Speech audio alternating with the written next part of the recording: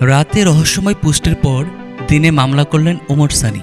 মধ্যরাতে ফেসবুকে রহস্যময় স্ট্যাটাস দিয়ে দিনের বেলায় মামলা করেছেন ঢাকায় চলচ্চিত্রের একসময়ের দর্শকপ্রিয় নায়ক ওমর সানি।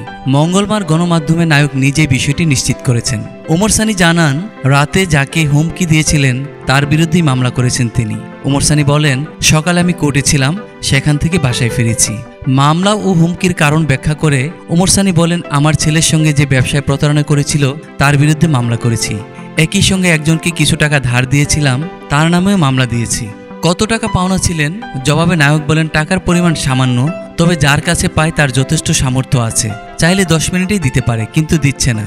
উল্টো হুমকির সুরে কথা বলছে।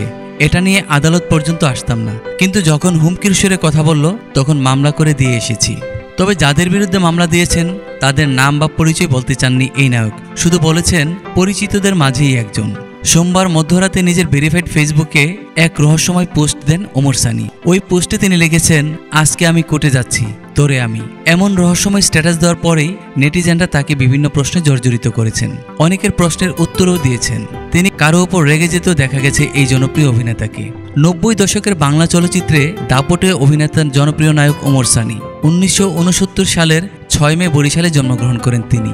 চলচ্চিত্র অসংখ্য সুপারহিট সিনেমা উপহার দিয়ে যিনি জয় করে নিয়েছেন কোটি দর্শকের হৃদয়। পরিবারের উৎসাহ আর বাবার অনুপ্রেরণায় রূপালী দুনিয়ায় পথ চলা শুরু করেন সানি। 1992 সালে নূর হোসেন বলায়ের এই নিয়ে সংসার চলচ্চিত্রের মাধ্যমে তার চলচ্চিত্র শিল্পীর অভিষেক ঘটে। 1994 সালে দিলীপ বিশ্বাসের দোলা চলচ্চিত্রে প্রথমবারের মতো মৌসুমীর বিপরীতে অভিনয় করেন তিনি।